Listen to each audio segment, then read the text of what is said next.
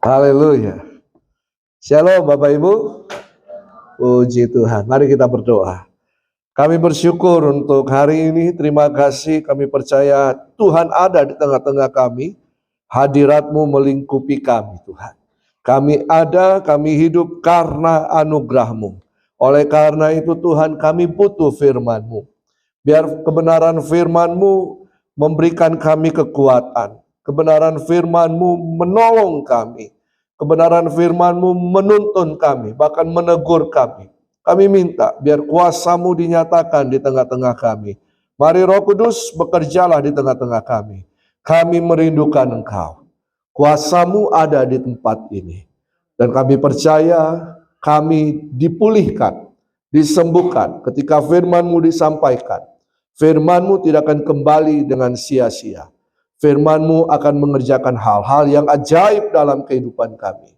Terima kasih Tuhan Yesus. Kami bersyukur. Berfirmanlah, nyatakanlah kuasa-Mu. Dalam nama Tuhan Yesus Kristus. Yang percaya katakan, amin. Haleluya. Nah, kita telah merayakan, ya minggu lalu kita merayakan kebangkitan Kristus. Amin. Dan bagi saya, kebangkitan Kristus ketika kita merayakannya bahwa itu adalah kemenangan bagi kita. Kemenangan bagi setiap orang yang percaya kepada Tuhan Yesus. Amin. Itu hari kemenangan bagi kita. Jadi kebangkitan Kristus itu adalah hari kemenangan bagi kita. Dan karena Yesus bangkit, maka kuasa itu dikembalikan lagi kepada setiap orang percaya. Sadar tidak sadar bahwa Tuhan telah memberikan kuasa kepada orang-orang percaya. Siapa orang-orang yang percaya di tempat ini? Amin. Bapak ibu saudara yang percaya kepada Yesus, ada kuasa di dalam bapak ibu saudara. Karena itu firman Tuhan katakan bahwa kuasa itu telah diberikan. Kuasa itu sudah ada di dalam dirimu. Katakan, kuasa itu sudah ada di dalam diri saya. Tetapi sadar tidak bahwa kuasa itu sudah ada di dalam diri kita? Kok ada masalah? Kok saya masih ditimpa sakit penyakit? Kok saya masih menghadapi tantangan?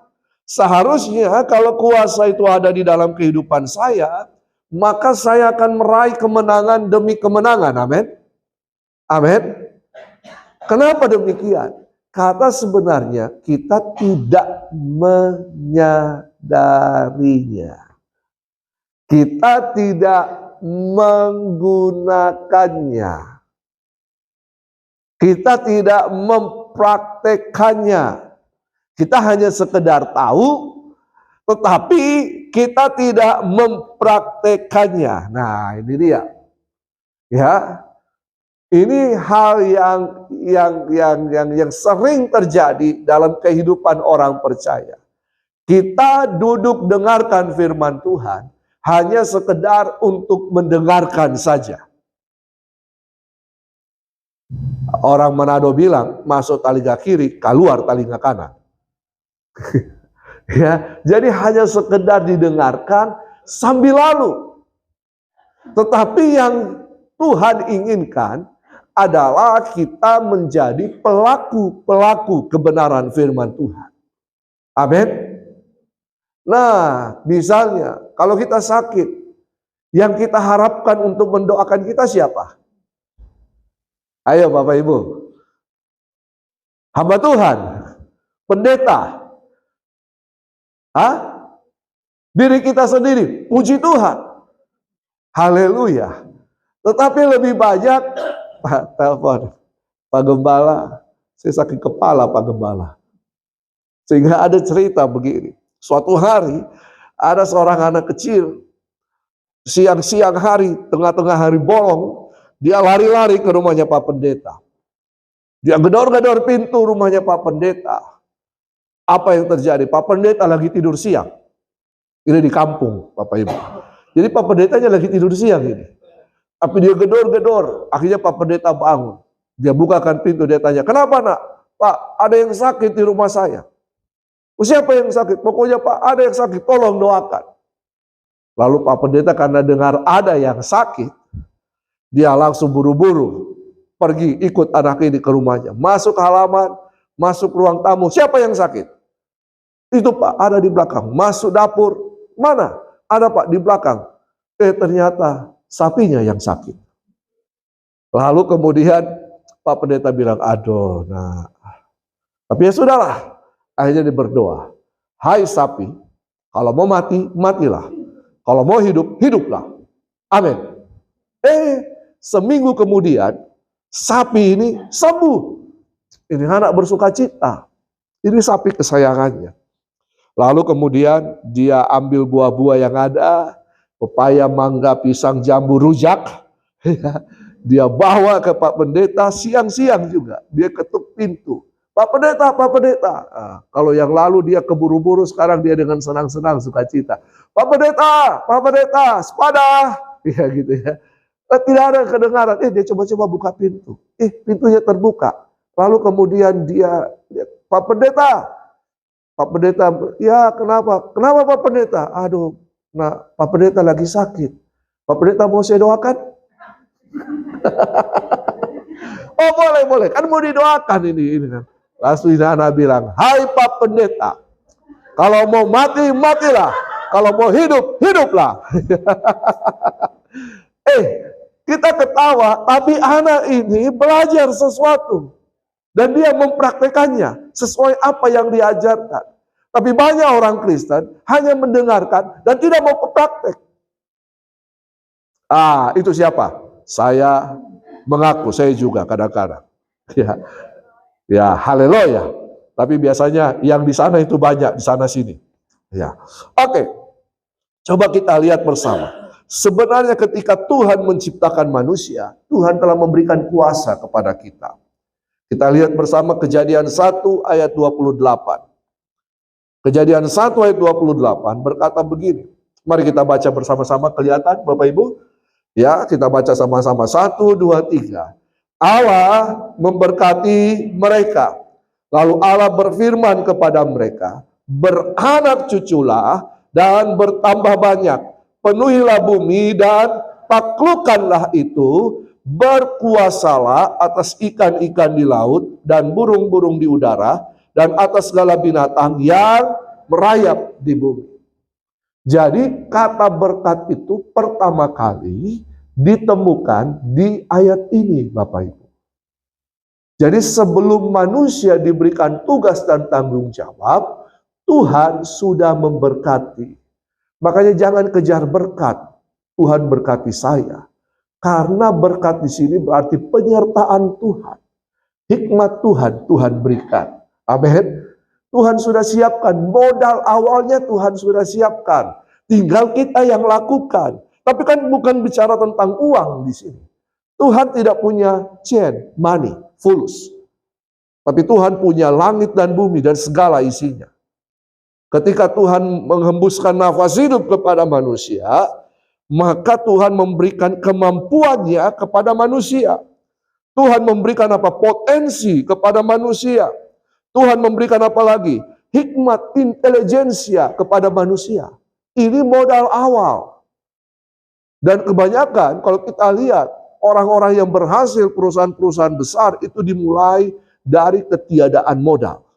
Modal yang pas-pasan, yang cuma sedikit, tetapi karena dia punya intelijensia, kemampuan, dia bisa mengembangkannya. Amin. Ini adalah berkat Tuhan. Nah, lalu kemudian Tuhan memberikan tugas kepada manusia. Apa? Beranak cuculah atau be fruitful. Lalu kemudian bertambah banyak, penuhilah bumi. Ini bukan berarti jomblo-jomblo harus cepat-cepat menikah supaya banyak anak. Ya, tidak masalah. Tetapi katakan begini, taklukkanlah dan berkuasalah. Ada dua di sini, taklukkan dan berkuasa. Ada kuasa untuk menaklukkan, ada kuasa untuk berkuasa. Jadi manusia diberikan dua kuasa ini. Kuasa untuk menaklukkan dan kuasa untuk berkuasa. Tetapi di sini bukan berkuasa atas manusia, karena tidak ada kata manusia di sini. Yang dikuasai apa? Ciptaan Tuhan. Apa itu? Ikan-ikan di laut, burung-burung di udara, dan atas segala binatang yang merayap di bumi. Nah, banyak orang yang punya kekayaan hanya gara-gara jual burung, jual ikan. Betul kan? Kelola bumi, kelola tanah. Ya kan? Ini Tuhan kasih. Nah, coba kita lihat. Jadi, jangan mengharapkan sesuatu yang di luar kita. Mintalah kemampuan, mintalah kuasa untuk menaklukkan dan untuk menguasai. Menguasai di sini berarti apa? Melayani dan mengelola. Coba kita lihat bersama. Jadi Tuhan itu memperlengkapi manusia dengan dua kuasa. Ya, kuasa untuk menaklukkan. Dalam bahasa Ibrani memakai kata kabas. Dalam bahasa Inggris memakai sabdu. Ya, ini adalah kuasa yang untuk membuat tunduk, takluk, mendominasi dan menginjak-injak. Ingat ketika Adam diberi tugas oleh Tuhan untuk memberi nama binatang-binatang. Pernah tahu ceritanya? Pernah? Adam kemudian diberikan tugas untuk memberi nama binatang-binatang yang ada di situ, dan seperti nama yang Adam berikan, begitulah binatang itu. Lalu kemudian dia memberikan nama binatang-binatang. Binatang ini dipanggil satu-satu. Sini, kau itu yang banyak bulunya, sini. Ya, dia jalan begini, Bapak Ibu. Ya, apakah itu? Monyet. Diberi nama monyet. Ada yang kelihatan kekar, besar. Singa. Singa pun takluk. Harimau pun takluk. Binatang-binatang buas pun takluk. Betul kan? Takluk. Ketika Adam memberikan nama, mereka takluk. Nah, kuasa ini diberikan kepada manusia. Kuasa ini untuk apa? Untuk menaklukkan keadaan yang tidak baik, untuk bisa menjadi baik. Kuasa penaklukan ini adalah kuasa yang diberikan untuk menaklukkan keadaan yang tidak baik. Adakah keadaan yang tidak baik dalam kehidupan Bapak Ibu, di sekeliling Bapak Ibu? Tuhan sudah memberikan kuasa untuk menaklukkannya. Jadi kuasa untuk menaklukkan keadaan yang tidak baik dan menjadi baik. Masalah tidak baik, tapi bisa ditaklukkan menjadi kebaikan. Rancangan-rancangan orang kepada kita yang akan mengakibatkan kejatuhan, kehancuran kita, bisa ditaklukkan untuk menjadi kebaikan. Amin. Ini kuasa yang daripada Tuhan. Lalu ada kuasa untuk memerintah atau berkuasa. Radah atau have dominion. Memerintah. Nah, kuasa ini untuk apa? Untuk menghancurkan. Kuasa untuk menguasai. Kuasa untuk menang melawan siapa? Si jahat. Nah, jadi radah ini atau kuasa memerintah ini adalah kuasa untuk menjadi pemerintah. Pemerintah di sini berbicara tentang dua hal. Melayani dan mengelola. Nah, melayani dan mengelola. Karena misalnya kalau kita lihat pemerintahan kita sebenarnya mempunyai dua tugas utama. Dia melayani masyarakat dan mengelola sumber-sumber daya yang ada sehingga mengakibatkan kesejahteraan bagi masyarakat. Jadi Tuhan memberikan kita kuasa untuk melayani sesama dan mengelola apa yang Tuhan percayakan. Apa yang Tuhan percayakan kepada kita? Coba buka tanganmu. Tidak ada. Tapi Tuhan percayakan ini. Tanganmu. Betul kan? Untuk apa? Untuk bekerja, menolong, memberkati. Tuhan percayakan ini kan? Amin kan? Modal awal. Tuhan percayakan ini kan? Untuk apa? Melakukan, berjalan. Ada kuasa yang Tuhan percayakan kepada kita. Tuhan percayakan langit dan bumi dan segala ciptaannya untuk dikelola. Jadi jangan berkata tidak ada modal. Indonesia ini, itu ada lagunya. Bukan lautan, hanya kolam susu. Apalagi? Kail dan jala cukup menghidupimu. Lempar kayu, tumbuh. Indonesia. Betul kan? Coba kalau saya ke kampung-kampung lihat ke tempatnya orang Kristen, daerah-daerah tempat orang Kristen, kadang-kadang, harusnya tanah itu tanah yang menghasilkan. Tetapi mereka, ya mohon maaf, malas untuk mengelola. Sehingga mau beli sayur harus tunggu lagi dari penjual sayur. Harusnya tanam rica, tumbuh rica, toh? Oh iya, tanam sayur, tumbuh sayur. Bisa dinikmati. Jadi sayur, apalagi rempah-rempah, ada tersedia, asal mau.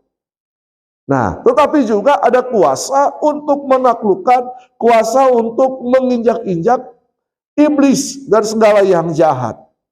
Jadi Tuhan berikan. Nah, tetapi begini Bapak Ibu. Ini merupakan dua kuasa ini adalah kuasa yang diberikan untuk bagi warga kerajaan Allah. Adam dan Hawa merupakan perpanjangan Tuhan, wakil Tuhan di muka bumi ini. Adam dan Hawa merupakan raja-raja dan imam-imam di muka bumi ini. Jadi sebenarnya manusia diberikan bumi ini untuk dikuasai, ditaklukkan, untuk diusahakan, dikelola. Tetapi kemudian Kejadian pasal 3, iblis kemudian merayu Hawa dan kemudian manusia jatuh dalam dosa. Apa yang terjadi? Kuasa yang diberikan kepada Adam dan Hawa diambil paksa oleh iblis. Sehingga manusia tunduk, ya. Jadi kejatuhan manusia dalam dosa itu merupakan penaklukan iblis atas manusia. Kuasa yang dimiliki yang tadi itu, kuasa penaklukan dan kuasa untuk memerintah, dilucuti oleh iblis, diambil alih oleh iblis, sehingga iblis yang menjadi penguasa dunia ini. Nah, kuasa kerajaan itu direbut oleh iblis, sehingga manusia menjadi budak iblis. Seandainya ada dua negara, kemudian berperang, negara A dan negara B. Negara A menang, apa yang terjadi dengan negara B? Kalah, berarti negara B menjadi daerah penaklukan, budak daripada negara A. Sama, manusia kemudian menjadi budak iblis. Seharusnya manusia adalah pelaksana kehendak Allah, manusia adalah raja-raja dan imam-imam di muka bumi ini, manusia adalah wakil Allah di muka bumi ini, yang diberikan tugas, otoritas, kuasa untuk menguasai bumi ini, direbut oleh iblis, sehingga manusia menjadi budak iblis. Kuasa itu dimiliki kembali diambil alih oleh iblis. Dan iblis menjadi penguasa atas bumi ini. Nah, apa yang terjadi? Manusia akhirnya melakukan perbuatan-perbuatan kejahatan. Bedakan antara dosa dan perbuatan dosa. Mencuri, membunuh, membinasakan, itu bukanlah dosa. Itu perbuatan dosa. Apa itu dosa? Menyimpang dari sasaran, jatuh dari tujuan, membelot, sehingga manusia tidak melakukan kehendak Allah, tetapi karena menyimpang, maka manusia terhilang dari jalan Tuhan, dan kemudian melakukan kehendak si iblis. Dosa itu merupakan perbudakan. Nah, karena diperbudak, jadi manusia tidak mempunyai kuasa dan keinginan, kehendak atas dirinya. Sehingga manusia harus melakukan keinginan dan kehendak siapa? Iblis. Kehendak iblis jahat. Akhirnya manusia melakukan kejahatan. Sama seperti tuannya. Jadi walaupun orang sudah percaya Yesus diselamatkan, tidak menjamin bahwa kita tidak melakukan kembali perbuatan-perbuatan dosa. Karena keinginan untuk melakukan dosa itu terus berjuang di dalam kehidupan kita. Keinginan daging itu terus berjuang melawan kita untuk membawa kita untuk kembali lagi terjebak dalam perbuatan dosa dan kemudian diikat oleh dosa sehingga kita binasa kekal. Kebangkitan Kristus mengalahkan apa? Maut. Betul kan? Dikatakan, hai sengat maut. Apa itu sengat maut? Dosa. Sengat maut, dosa. Nah, perhatikan ini. Jadi di dalam kehidupan kita ketika kita sudah percaya Yesus lahir baru, ada dua yang berjuang di situ. Keinginan daging dan keinginan roh. Makanya kita harus menyadari bahwa kita ini diberikan kuasa untuk menaklukkan. Menaklukkan apa? Keinginan daging kita. Dan kuasa untuk memerintah kehidupan kita. Amin. Bukan kemudian kita sering jatuh bangun aku dalam dosa. Gitu. Enggak, saudara. Tuhan sudah memberikan kita kuasa dan otoritas. Makanya firman Tuhan katakan, coba kita lihat bersama. Nah, jadi kuasa ini telah direbut oleh iblis. Buktinya apa? Iblis menawarkan kuasa kepada siapa? Yesus. Kuasa itu ditawarkan kembali kepada Yesus. Sebab pemilik kuasa awal Allah, lalu kemudian Allah memberikan otoritas kuasa kepada Adam dan Hawa. Kuasa yang diberikan kepada Adam dan Hawa ini direbut oleh iblis. Lalu kemudian ditawari lagi kepada Allah. Yesus sungguh-sungguh Allah, Yesus juga sungguh-sungguh manusia. Coba kita lihat Lukas 4 ayat 5-7. Kemudian ia membawa Yesus ke suatu tempat yang tinggi dan dalam sekejap mata ia memperlihatkan kepadanya semua kerajaan. Oh, berarti pada waktu itu teknologi internet sudah ada sebenarnya. Loh, coba Bapak Ibu baca ini. Betul kan? Bagaimana caranya iblis memperlihatkan seluruh dunia, seluruh kerajaan? Muncul di tempat yang tinggi, muncul screen. Ya sesuai ya. Muncul screen, sah. Diperlihatkan semuanya. Maya, tetapi nyata. Lalu kemudian kata iblis kepadanya. Coba perhatikan baik-baik. Segala kuasa itu serta kemuliaannya akan kuberikan kepadamu. Kepada siapa? Yesus. Peristiwa ini adalah peristiwa 40 hari pencobaan di padang gurun. Ketika Yesus sudah dibaptis, lalu kemudian Roh Kudus membawa Yesus ke padang gurun. 40 hari dicobai. Sebab semuanya itu telah diserahkan kepadaku. Kapan diserahkannya? Ketika manusia jatuh dalam dosa. Kuasa itu diambil alih oleh iblis. Dan iblis menawarkan kepada Yesus, Ya, sebab semuanya itu telah diserahkan kepadaku dan aku memberikannya kepada siapa saja yang ku kehendaki. Saudara mau tenar, mau populer, saudara bisa ikat perjanjian dengan iblis. Tiba-tiba saudara menjadi top, viral seluruh dunia. Tapi kemudian karena ada perjanjian darah, saudara kemudian dalam kurun waktu 10-20 tahun, saudara mati. Mati bersama iblis. Neraka itu tidak dibuat untuk manusia.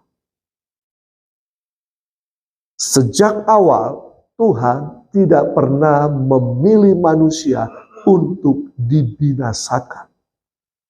Tetapi yang memilih untuk dibinasakan manusia itu. Betul kan? Sejak awal, Tuhan tidak pernah untuk memilih manusia dibinasakan. Jadi kalau ada pengajaran yang berkata bahwa ada manusia dipilih untuk diselamatkan, ada pula yang dipilih untuk dibinasakan. Itu tidak benar. Kenapa demikian? Tuhan Yesus saja memberikan perumpamaan. Ada 100 ekor domba. Satu kemudian tercerai, hilang, tersesat. Istilahnya menyimpang atau jatuh dalam dosa. Ya. Apa yang Yesus lakukan dalam perumpamaan itu?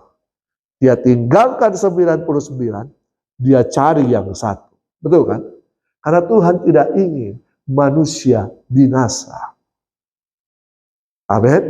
Tetapi manusia yang memilih untuk binasa. Manusia yang memilih untuk mengikuti setan, iblis. Makanya kesetanan dia. Ya, ujung-ujungnya neraka, kematian kekal. Amin. Jadi saudara, kita diberikan pilihan oleh Tuhan. Nah, jadi jikalau engkau menyembah aku, seluruhnya itu akan menjadi milikmu. Inilah buktinya bahwa iblis telah merebut kuasa itu dari Adam dan Hawa. Lalu kemudian menawarkan kepada Yesus. Tapi Yesus tidak mau ambil itu. Ngapain? Kuasa itu adalah kuasa yang diberikan Allah. Kuasa itu adalah kuasa milik Allah. Yesus adalah Allah. Amin. Dialah Allah, dialah pemilik. Dialah sang firman itu. Firman Allah yang adalah Allah. Pada mulanya firman. Firman itu bersama-sama dengan Allah. Dan firman itu adalah Allah. Dan firman telah menjadi manusia. Jadi di dalam kemanusiaan Yesus berdiam sang firman. Nah, lalu apa yang terjadi di sini? Yesus kemudian mengambil alih kuasa itu. Kuasa penaklukan dan kuasa untuk memerintah. Diambil alih kembali oleh Yesus. Kapan? Ketika kematian dan kebangkitannya. Wow. Ya. Ada kuasa kebangkitan di situ. Yesus melucuti iblis. Coba kita lihat. Kemudian lanjut satu slide lagi. 1 Korintus 15 ayat 27 ini berbicara tentang kebangkitan. Sebab segala sesuatu telah ditaklukkannya di bawah kakinya. Iblis telah ditaklukkan di bawah kakinya. Kejadian 3 ayat 15 berkata bahwa ular akan menggigit tumit itu, tetapi kepala ular akan diinjak di remukan. Inilah peristiwanya. Kebangkitan Kristus. Kebangkitan Kristus telah mengalahkan maut. Lalu kemudian Matius 28 ayat 18 berkata, Yesus mendekati mereka dan berkata, kepadaku telah diberikan segala kuasa di sorga dan di bumi. Jadi kuasa yang direbut oleh iblis diambil kembali oleh Yesus. Iblis dilucuti. Tahu artinya dilucuti? Ditelanjangi. Iblis tidak punya kuasa.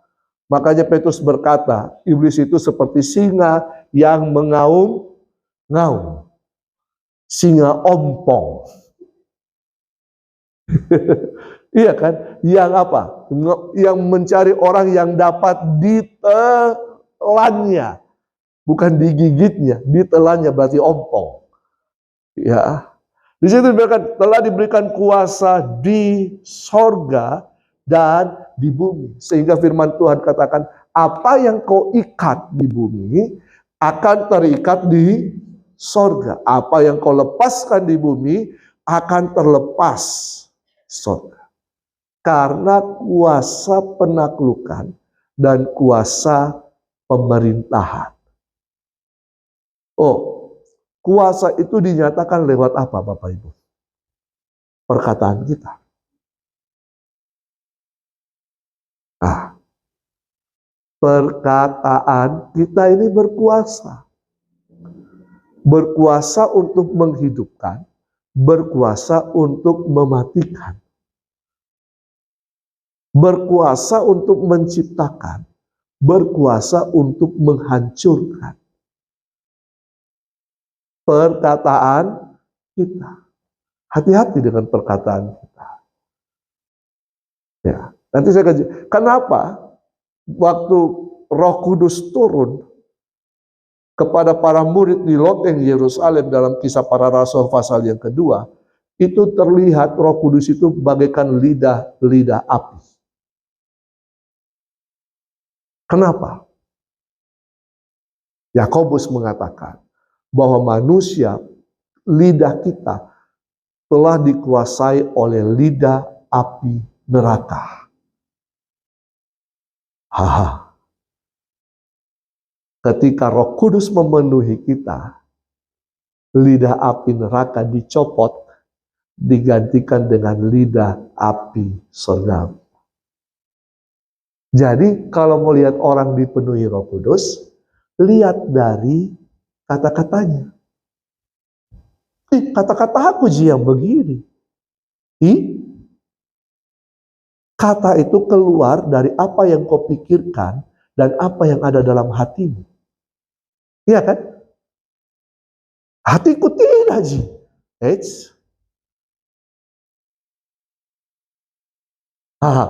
Apakah demikian? Lain di bibir, lain di hati. Memang lidah tak bertulang, tak terbatas kata-kata janji. Saudara, hati-hati dengan perkataan kita. Otoritas itu dikeluarkan, dinyatakan bukan hanya dalam bentuk tangan, tongkat, apalagi mahkota, tetapi otoritas itu dinyatakan lewat apa? Perkataan. Ingat seorang perwira yang hambanya sakit, dia cuma bilang, ucapkanlah satu kata. Sama seperti saya, kalau saya menyuruh orang yang di bawah saya hanya mengucapkan kata.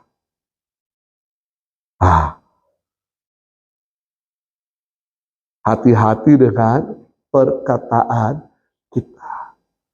Kita bisa mengutuk orang atau memberkati orang lewat perkataan kita. Oke. Jadi kebangkitan Kristus telah menaklukkan iblis dan telah merebut kembali kuasa yang telah direbut oleh iblis dari Adam dan Hawa. Nah, lalu kemudian bagaimana caranya kita untuk menerima kembali kuasa itu? Betul kan? Sekarang kuasa ini dimiliki oleh Yesus. Dan Yesus ingin memberikan kuasa ini kepada manusia. Ingat, Allah memberikan kuasa dan otoritas kepada Adam dan Hawa.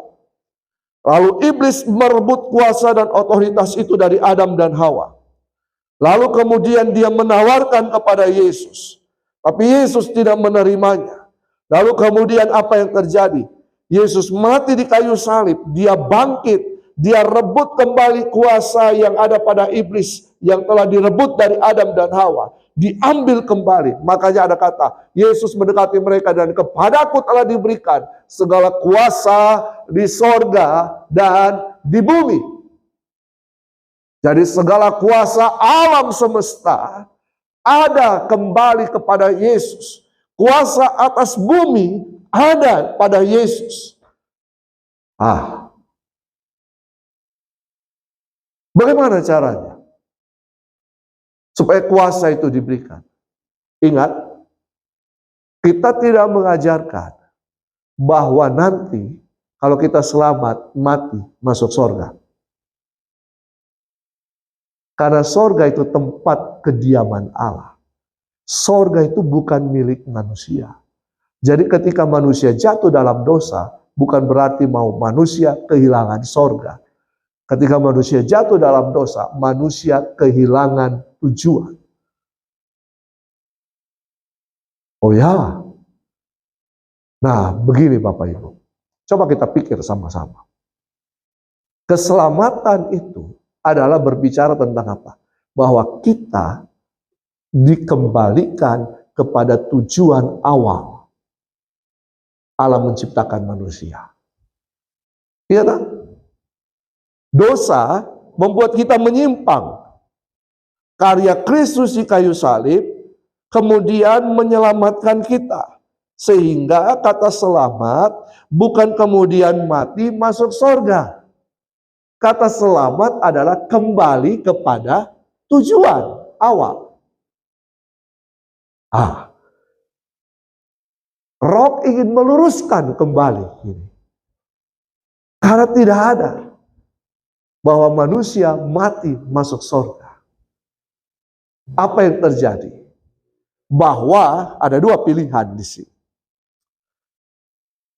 Keselamatan itu adalah tujuan atau langkah awal. Kira-kira menurut Bapak Ibu apa? Keselamatan itu merupakan tujuan atau langkah awal? Tujuan atau langkah awal? Kita selama ini terjebak bahwa keselamatan itu adalah tujuan. Sehingga ketika kita diselamatkan berhenti. Ketika kita percaya kepada Yesus Kristus lahir baru, keselamatan kita miliki, kita berhenti di situ. Karena sudah sampai pada tujuannya kan? Iya kan? Padahal Paulus berkata, kerjakan keselamatanmu dengan takut dan gentar. Keselamatan itu harus dikerjakan. Efesus pasal 2 mengajarkan kita bahwa oleh karena anugerah Allah dan iman kita diselamatkan. Efesus 2 ayat 8 sampai 9. Bukan hasil pekerjaan kita, bukan hasil usaha kita, tapi karena anugerah Allah. Tetapi kemudian ayat 10 kita lupa. Coba buka Bapak Ibu, buka ayat Alkitab Bapak Ibu. Efesus 2 ayat 8, 9 dan 10. Ya, ini saya tidak cantumkan di sini, tapi saya ingin mengajarkan kepada Bapak Ibu bahwa ini hal yang sangat penting, sehingga kita harus mengenal baik bahwa tujuan kita bukanlah sorga. Ingat bahwa Tuhan menciptakan manusia di mana? Di mana Tuhan menciptakan manusia? Di bumi. Betul kan? Taman Eden di mana? Di bumi. Tuhan menempatkan manusia di Taman Eden. Oke. Kita hidup di mana? Kita bekerja di mana? Kita mati di mana? Di bumi kan? lalu kemudian mau masuk surga. Halo? Nah, coba. Efesus pasal 2 ayat 8. Coba baca sama-sama. 1, 2, 3. Sebab karena kasih karunia kamu diselamatkan oleh iman. Itu bukan hasil usahamu, tetapi pemberian Allah. Itu bukan hasil pekerjaanmu. Jangan ada orang yang memegahkan diri. Karena kita ini buatan Allah. Oke. Kita diciptakan oleh Allah atau kita berasal dari monyet yang berevolusi? Kita diciptakan oleh Allah. Amin. Diciptakan dalam Kristus Yesus, kelahiran baru. Betul kan? Barang siapa yang tidak dilahirkan kembali oleh air dan roh, dia tidak akan melihat kerajaan Allah. Nah, untuk apa? Untuk melakukan pekerjaan baik yang dipersiapkan Allah sebelumnya. Ia mau supaya kita hidup di dalamnya. Jadi tidak hanya berhenti pada percaya Yesus, terima Yesus sebagai Tuhan dan Juru Selamat pribadi, kita mengalami keselamatan sampai di situ. Tidak. Tapi ada tujuan keselamatan. Tujuan keselamatan adalah kita harus mengerjakan keselamatan itu dengan takut dan gentar. Bagaimana cara mengerjakan keselamatan itu? Itu dengan cara apa? Melakukan perbuatan baik.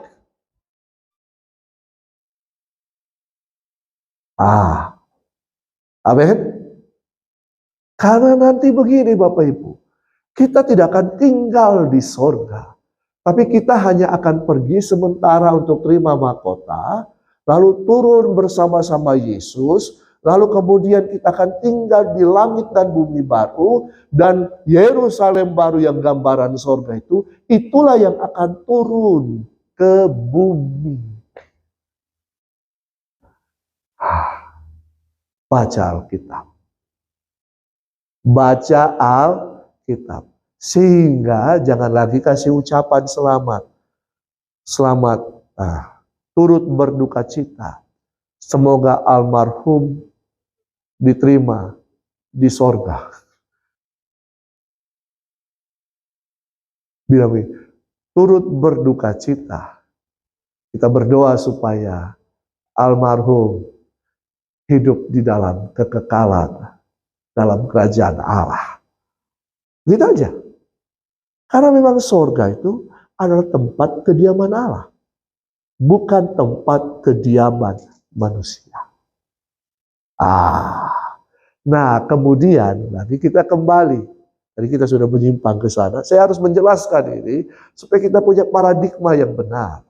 Karena selama ini kita kemudian paradigma kita telah diracuni oleh sorga dari agama-agama yang lain. Nanti kapan-kapan saya akan bicara tentang Taman Eden di sini. Oke. Bagaimana caranya kita menerima kuasa itu kembali? Slide berikutnya. Lukas 10 ayat 19. Kita baca. 1, 2, 3. Sesungguhnya aku telah memberikan kuasa kepada kamu untuk apa? Menginjak ular dan kalajengking. Dan untuk kuasa untuk menahan kekuatan musuh. Sehingga tidak ada yang akan membahayakan kamu. Aku telah memberikan kuasa kepadamu untuk menginjak ular dan kalajengking. Ini lambang daripada kejahatan. Untuk menaklukkan kejahatan. Untuk menghancurkan kejahatan. Iblis. Untuk menahan kekuatan musuh. Baik iblis maupun iblis yang memakai orang untuk kemudian memusuhi kita. Ya, aku telah memberikan kuasa itu. Tetapi kemudian kuasa itu kan direbut. Lalu kemudian Lukas 24 ayat 49 berkata apa? Dan aku akan mengirim kepadamu apa yang dijanjikan Bapakku. Tetapi kamu harus tinggal di dalam kota ini sampai kamu apa? Diperlengkapi dengan kekuasaan dari tempat tinggi. Lukas pertama berkata, aku telah memberikan kuasa kepadamu, tapi kamu harus tinggal untuk diperlengkapi. Dan bagaimana caranya? Kisah Para Rasul 1 ayat 8. Tetapi, kita baca sama-sama, 1, 2, 3. Tetapi, kamu akan menerima kuasa. Kuasa yang mana? Kuasa yang telah dijanjikan oleh Yesus kembali. Kuasa yang mana? Kuasa yang dimiliki oleh Adam dan Hawa. Kamu akan menerima kuasa kalau Roh Kudus turun atas kamu. Dan kamu akan menjadi saksiku di Yerusalem dan di seluruh Yudea dan Samaria dan sampai kemana? Ujung bumi. Amin. Saudara mau untuk menerima kembali kuasa itu? Minta Roh Kudus. Amin. Nah, Roh Kudus memenuhi kehidupan kita. Itu berarti bahwa kerajaan Allah telah memerintah dalam kehidupan kita. Roh Kudus kemudian mengaktifasi kuasa itu. Wow. Sehingga saudara punya kuasa. Kuasa untuk menaklukkan. Dan kuasa untuk memerintah. Sehingga begini, orang menengking setan, bukan orangnya yang lari, tapi setannya yang lari. Tidak seperti anak-anak Skewa dalam Alkitab. Betul kan? Karena ada Roh Kudus. Roh Kudus ini memberikan kuasa kepada kita. Dunamos. Sehingga kata dunamos ini bisa berarti begini.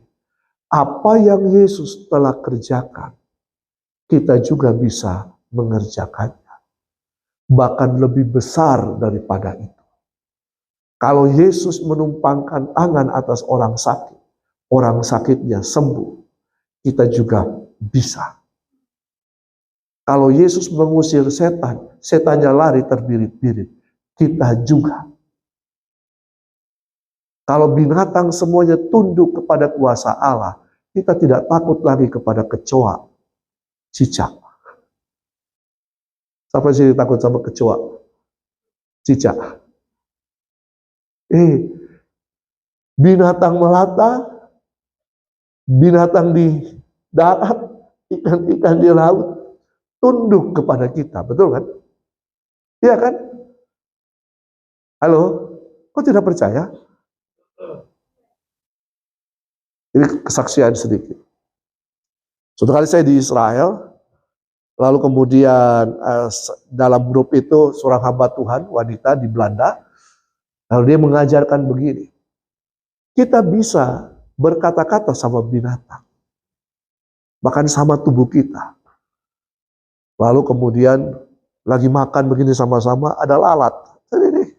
Dia cuma bilang begini, lalat, ini bukan tempatmu. Pergi. Itu lalat pergi. Waktu saya naik ke Sinai, karena saya banyak makan buah apa itu yang bikin lancar pencernaan sebelum naik. Semua tinggal satu tangga lagi, satu kan ada tangga, terus ada tangga kedua untuk naik tinggal mungkin 10 tangga. Tiba-tiba sakit perut saya. Sakitnya tidak, saya sudah mencari tempat untuk melepaskannya. Tapi tidak, saya ingat. Saya bilang, dalam nama Tuhan Yesus, perut yang bergejolak, berhenti. Berhenti saudara. Naik. Saya turun begitu juga. Kan itu kan tidak ada on-A lagi. Jadi kita harus jalan jauh ke tempat bus. Itu jalan batu-batu besar di situ. Itu bagus tempat persembunyian untuk melepaskan. Tapi saya takut nanti tiba-tiba ada yang begini, saudara. Iya kan? Di dalam perjalanan saya bilang, dalam nama Tuhan Yesus, perut yang bergejolak, berhenti. Tapi 10 menit kemudian, bergejolak lagi. Dalam nama Tuhan Yesus, berhenti. Sampai naik di bus. Bus harus ke hotel lagi, kurang lebih setengah jam. Saya berdoa, dalam nama Tuhan Yesus, bergejolak, berhenti. It's pas, memang Tuhan, kuasa Tuhan itu luar biasa. Saya langsung dari mobil, saya langsung ke kamar, mandi, dan tepat pada waktunya. Loh, ini kisah yang sederhana bagi Bapak Ibu, tapi saya mengalaminya, betapa tersiksanya. Amin. Memang memalukan bagi saya, tapi saya harus menyatakannya. Betapa tersiksa, tapi kita punya kuasa untuk menaklukkan. Kita punya kuasa untuk memerintah. Amin. Kalau keadaan di sekitar Bapak Ibu tidak baik, saudara bisa menggunakan kuasa dan otoritas ini. Hai lingkunganku yang tidak baik, keadaan yang tidak baik di sekeliling sini, aku berdoa di dalam nama Tuhan Yesus, jadi baik. Bisa jadi baik? Bisa. Siapa yang mau mencoba? Praktek di rumah. Tapi mari kita bangkit berdiri. Bersama-sama. Kita minta kuasa Tuhan. Haleluya. Silakan bangkit berdiri. Kita minta kuasa Tuhan. Berdoa.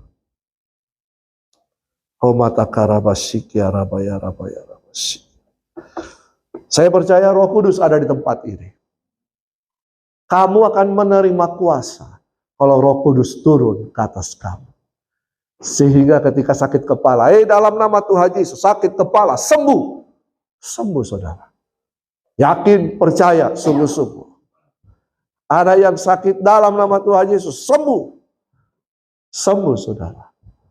Karena kita punya kuasa dan otoritas. Kuasa untuk menaklukkan. Dan kuasa untuk memerintah. Haleluya. Mari saat ini minta Tuhan. Allah Roh Kudus. Katakan, Allah Roh Kudus. Aku butuh Engkau. Penuhi saya. Penuhi saya. Penuhi saya.